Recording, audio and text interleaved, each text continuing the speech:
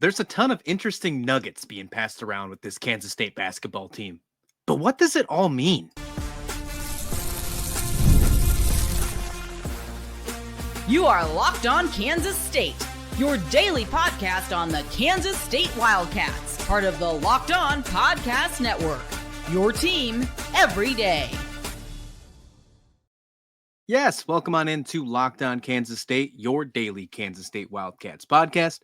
I'm your host, Christian Rauh, and thank you so much for making Locked On Kansas State your first listen every single day. Welcome back to my everydayers. I apologize about the day delay on this episode. Had some personal things going on, but we are back, and we are going to finish off this week strong with a great episode here at Locked On Kansas State. Before we get started, from the first whistle to the final drive, FanDuel makes the NFL playoffs even more exciting. Right now, new customers can bet $5 and get $300 in bonus bets if you win that first bet. So visit FanDuel.com to get started. Well, we got to talk basketball because there is plenty to discuss with this Kansas State squad.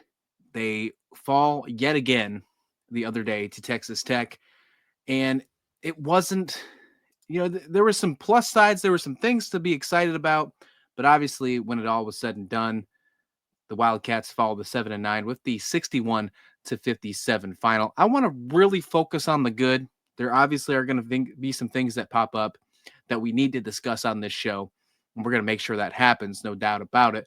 And then I want to get into Coach Tang's post-game conference and as well as his presser leading into the game this Saturday against Kansas.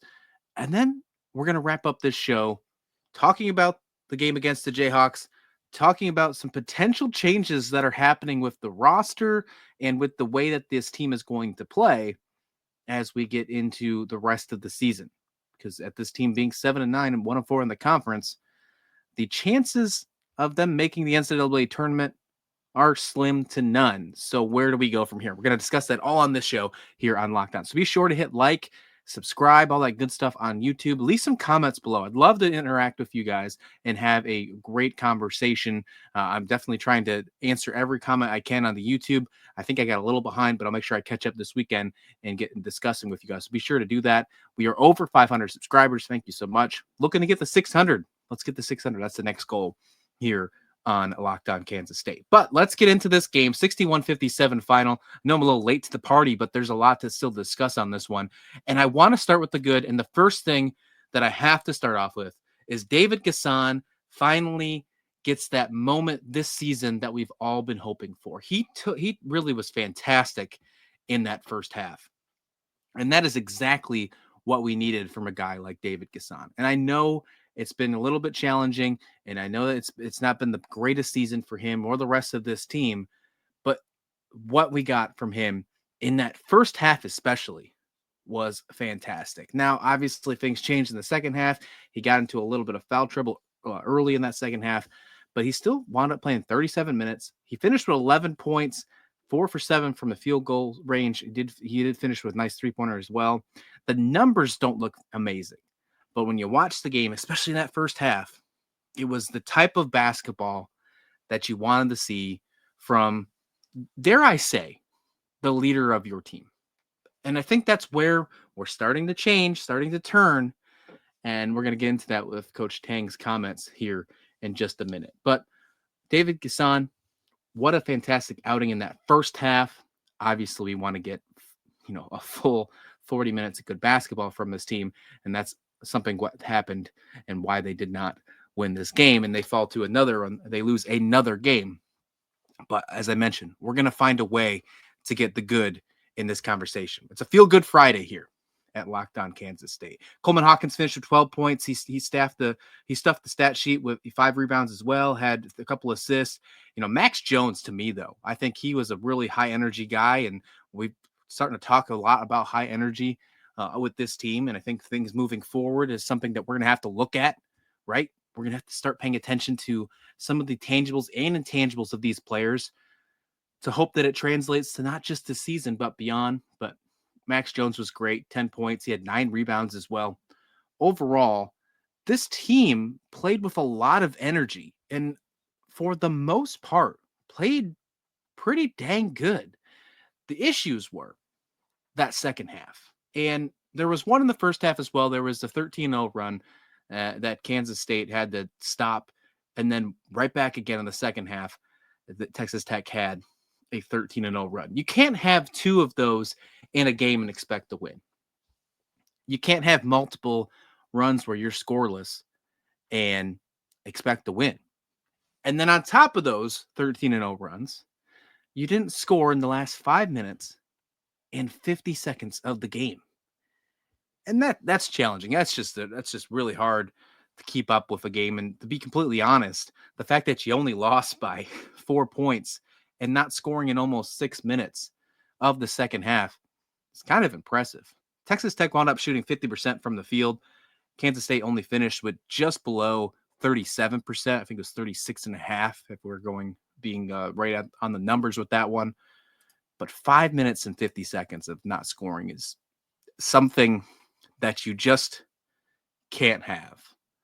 Leading up to the Kansas game, we're going to get more into what Coach King said, but when he was asked specifically about getting better looks in those last 5 minutes to try and get out of these ruts, he asked whoever was asking the question, the media member, he's out of those shots in those 5 minutes and 50 seconds, which ones wouldn't you have taken? Which ones wouldn't you have taken? And he made a really good point. A lot of those opportunities in the final minutes of the game were great opportunities. They just weren't falling. That should lead you to some optimistic feels about this team in the sense that you would think that they're eventually going to happen. Now, we're getting pretty late into the year, and we're getting to that point, as I mentioned, we're at basically a no shot of making the NCAA tournament. But if you can find ways to get some warm and fuzzies and some feel goods moving into the next year with some of the players that you hope to return, and you just find this great process, right? You're still trying to find this buy-in, which in my mind it has to be culture. It's got to be a whole culture process. And I feel like that's something that's not going away when we talk to Coach Tang in the pressers, when we talk to this team, before and after games. It's going to be surrounded by this new buy-in, this new culture of what they're looking at. If you can find some small victories, and in this case, could be making sure that you limit these runs, then you're doing a way better job and you're improving each game at a time. This is where we're at, folks. This is where we're at in the point of the season after having a rough non-conference schedule. After starting off, although you won your Big 12 opener, you lose 4 in a row. And then you have to go ahead to Lawrence to take on the Jayhawks. It's a tough environment. There's 20 games in this Big 12 conference tournament or conference schedule, and it doesn't get any easier than where you already were at the beginning of that slate. So how do you find a way to get tiny victories, to gain momentum, just like the football team, what we talked about, finding momentum to build towards a better performance, a better product on the court moving forward? That's really where you need to be at this one. Hey, one more good note, and I think this is an important one too. Texas Tech was averaging 85 points a game before heading into this matchup. Kansas State limited them to 61. The defense is improving. And I mentioned it the last time we had an episode talking about the basketball team. I think it was earlier in the week. I think it was Monday's episode, if I remember correctly. But I was talking about the defensive efficiency on this team was ranked in some of the lowest in the Ken Pom era for Kansas State, and definitely in the Jerome Tang era. It was in the 100s. When we're talking about Jerome Tang defenses, we're talking top 25, top 30 defenses. And that wasn't what we were seeing earlier this year. You limit a team that is scoring almost 90 points a game to 61, well, you're obviously doing something right. And that's one of those small victories that we can take with us. Kansas State is known for playing great defense. That wasn't something that happened at the beginning of this season. If they can change the narrative and bring that back into their resume, back into their repertoire, then I think you can count that as a nice small victory. Put that nice green check mark in that box as they move on for the rest of the year. Hopefully that can continue. They have a really tough portion to make sure that can continue heading against Kansas. But we're going to talk about that later on in this show. But I want to get to Jerome Tang's comments, not just right after the game with Texas Tech, but leading into the Kansas game as well. He had two press conferences, since we've met last. So I want to make sure we discuss both of them. And they kind of tie in together with some new potential changes to the way the roster might look and the way the rotations might look heading into the games for the rest of the season. We're going to do that all here right on Locked On Kansas State. Well, this message is brought to you by Prize Picks, the place to get real money, sports action with over 10 million members and billions in winnings. Prize Picks have changed the game in daily fantasy sports, whether it's the playoffs or the regular season. Prize Picks have made it easier than ever to win big while enjoying all the football action. Now, it's playoff time. We all know that. This weekend's going to be great. And there is no better time, no better place, no better action than with Prize Picks. So here's how it works. All you do is simply pick the more or less option on at least two players. And if your picks hit, you could win up to 1,000 times your cash. Yeah, that's right. 1,000 times your cash. That's 3 zeros in that bad boy just by making a few simple picks. For me, it's all about the hot takes this season. This is where I'm leaning towards. I'm looking at James Cook over 100 rushing yards. I think it's going to be cold in Orchard Park. I think the Bills are going to have to run the ball a lot. I'm going with the over for James Cook. I think he's going to cook for that rushing yards. And then a lot of people are leaning towards those Lions. I'm flexing towards the Commanders here. Give me Terry McLaurin for over 75 receiving yards. That's where my two are going. So if you want to check out Prize Picks, play the Rauh bundle, if you will.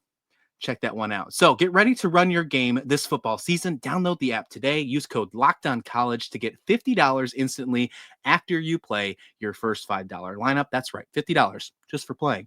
Don't wait. Take your game to the next level with Prize Picks. Prize Picks. Run your game. And welcome back to Locked On Kansas State, your daily Kansas State Wildcats podcast. Hey, for your second listen, check out Locked On Big 12. If you would have checked out the channel yesterday, you saw the Locked On Big 12 squad hit the channel. It's another great thing that we do with all the Big 12 hosts. I promise I'm going to start getting on there. I haven't been on there in the last 2 weeks, but we had some great guests like Joe Tillery go on the show the exact time they were recording. So I had to make sure that we got that one covered for you. Great guest having Joe on, by the way. Loved having that. But for your second listen, check out Locked On Big 12. We'll make sure we have you covered there. We're talking about Kansas State basketball. And although it hasn't been the best year for them, and I think I can say that with confidence, and I think everybody that's listening to this show, I don't think a single person would disagree with me on that one. And you can talk about the NIL, you can talk about the type of money that you paid for this team, or however the case may be. I think you can do that to your blue in the face. And I feel like we're going to have that conversation until tip-off of next season, until non-conference play starts next year. I think this conversation is going to continue on with the same type of narrative, if you will, because it seems like the NCAA tournament is already out of the way. Seems like it's already gone.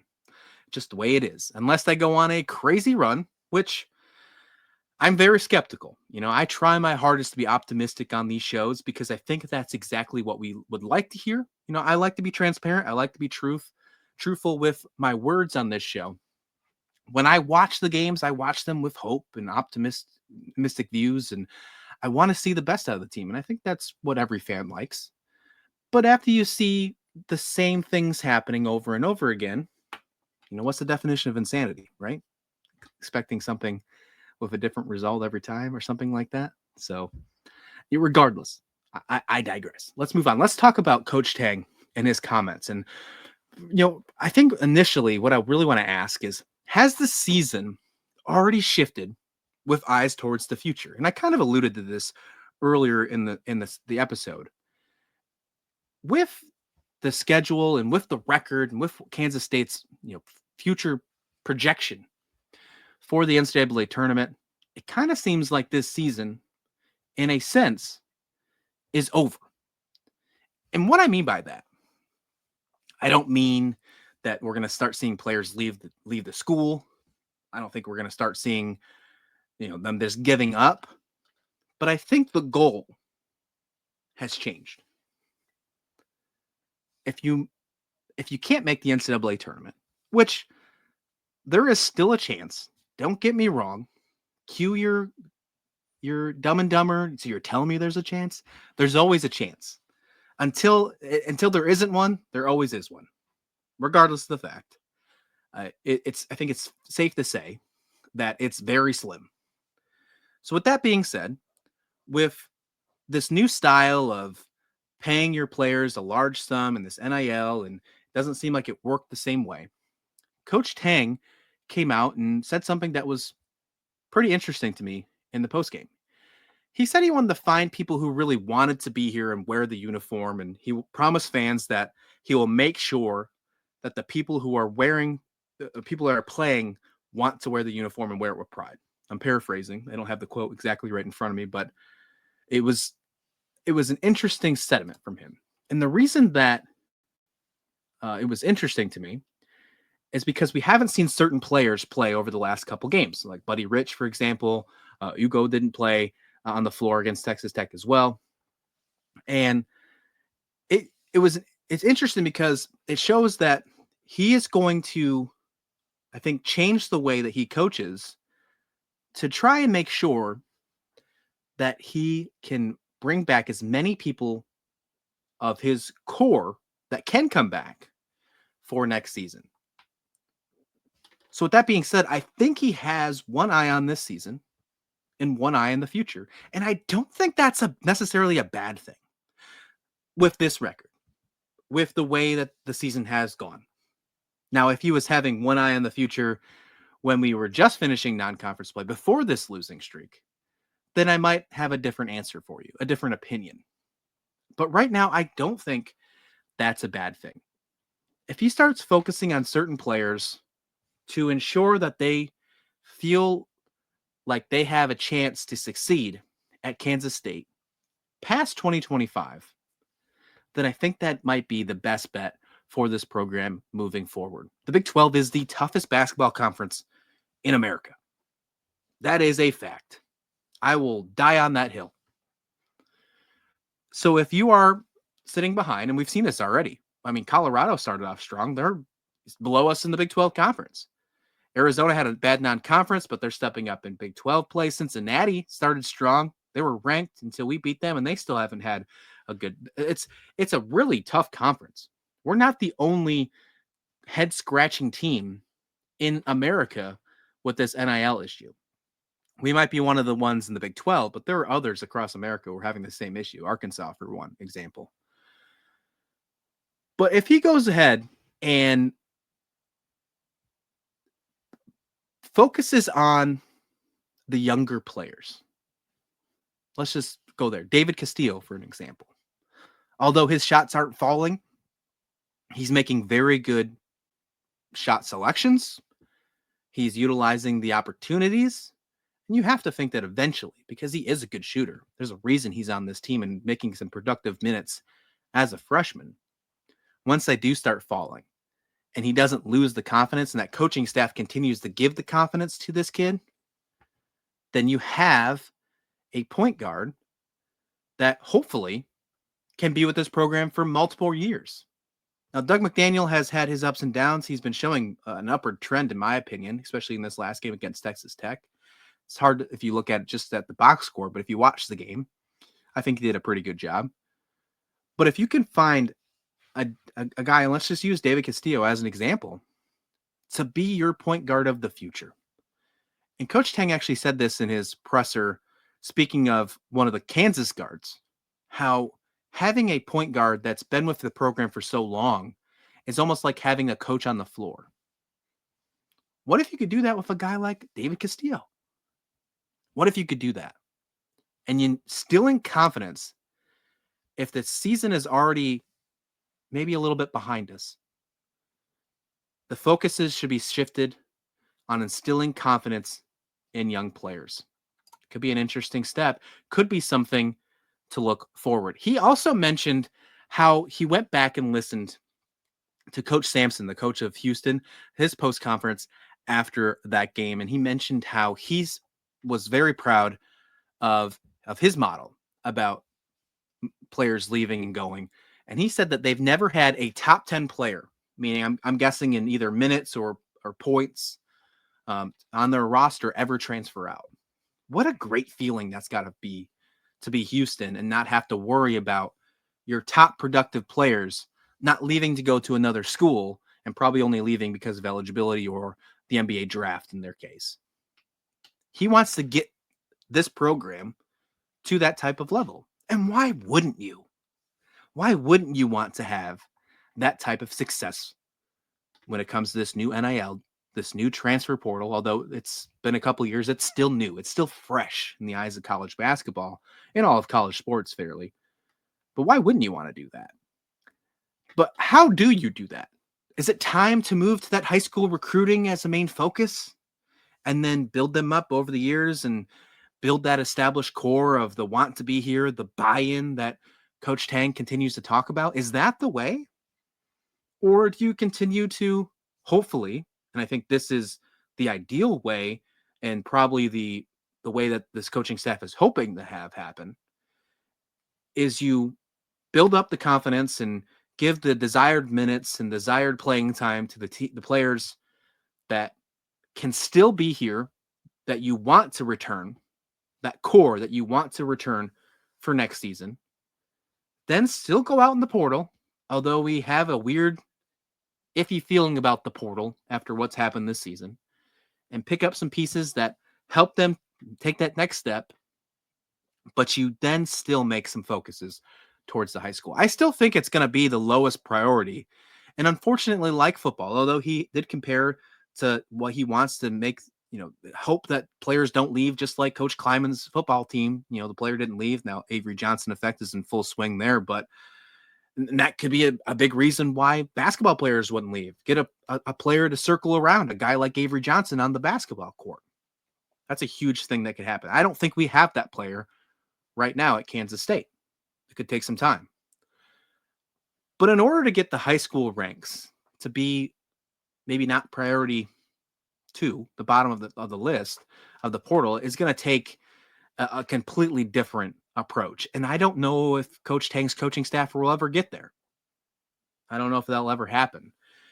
If we do get there, this is what I think has happened with Kansas State. If high school recruiting becomes the main focus, that means the core of this team is so solidified and can compete at the highest level. And this coaching staff and the team feels like they can compete at the highest level. They've been around for years together. That's when I think the main focus will shift towards high school recruiting, because then they can continue to build on that culture they've already built. Right now, I think they're still building that foundation. It's sand. It's not concrete yet. It's not ready. But hopefully this year, moving forward, they can make that happen. I want to look ahead to Kansas, because that's going to be a big game this weekend, regardless of what you feel about this team and if you think they can compete this weekend. It's a huge one. Tank has some thoughts about how they did in practice. And then I just want to talk about maybe some of these younger guys that we've discussed today on who you should keep an eye on. We'll do that. We wrap up the show right here on Locked On Kansas State. Well, from the first whistle to the final drive, FanDuel makes the NFL playoffs even more exciting right now.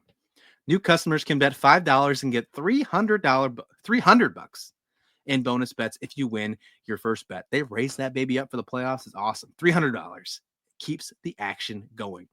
The FanDuel app is easy to navigate, and the variety of bets just keeps every game exciting. Plus, when you win, you get paid instantly, no waiting around for your winnings. Whether you're betting on your favorite team or just looking to add some extra excitement to the playoffs, FanDuel has you covered. So visit FanDuel.com, join today, and get that $300 in bonus bets. That's FanDuel.com. Make the playoff season unforgettable with FanDuel, the official partner of the NFL. And let's wrap up here on Locked On Kansas State. Thank you so much. I hope you guys enjoy this game this weekend, and hopefully it's not a blowout. I mean, let's be honest. Let's hope it's not a blowout, because it's going to be a tough game. There's no doubt about it. Kansas is coming off a a very tough loss to Iowa State. They lose 74-57.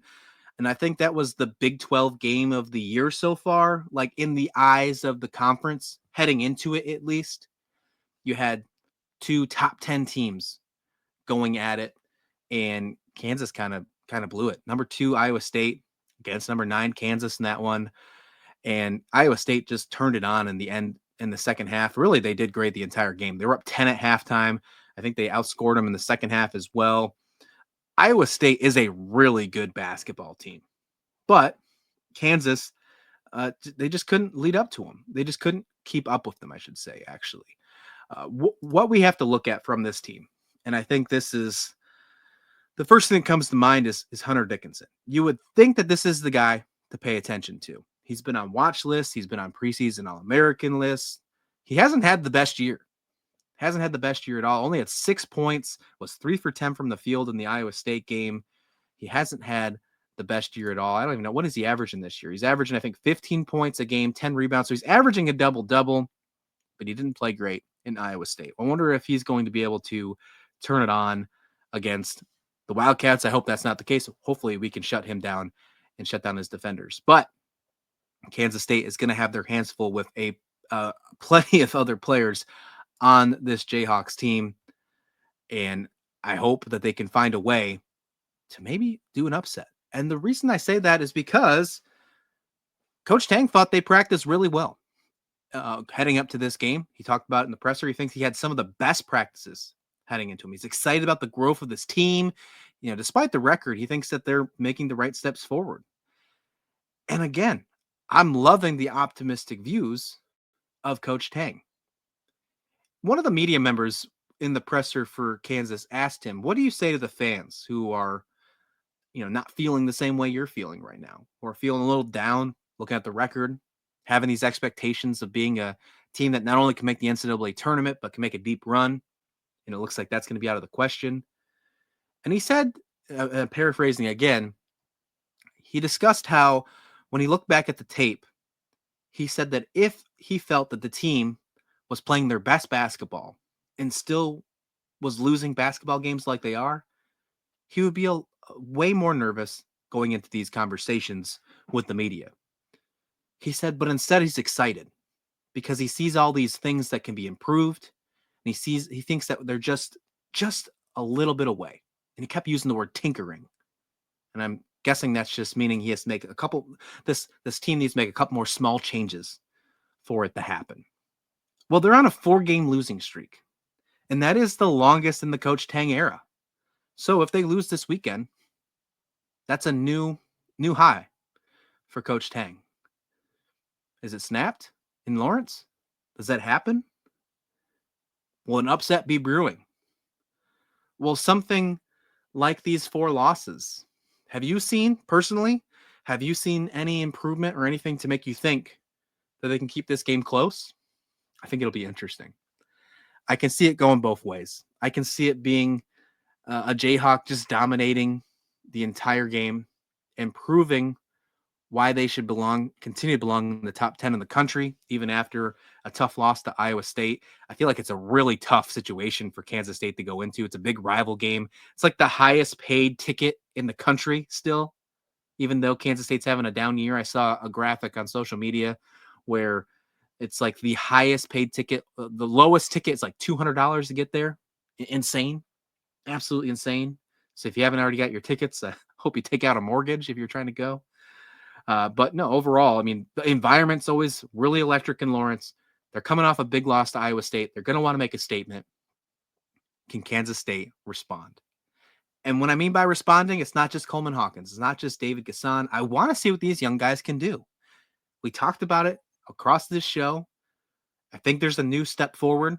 I think it's already begun, but it's going to continue to translate and continue to transition with one eye on the season now and one eye on the season of the future. And we're going to see younger guys like David Castillo get more minutes. We've already kind of seen that. We're going to see some more players that hopefully will want to return and not enter the transfer portal if they still have years of eligibility, hopefully trying to make a bigger impact, utilizing their energy, hopefully having this buy-in. And it starts Well, it's already started, but it continues in Lawrence on Saturday.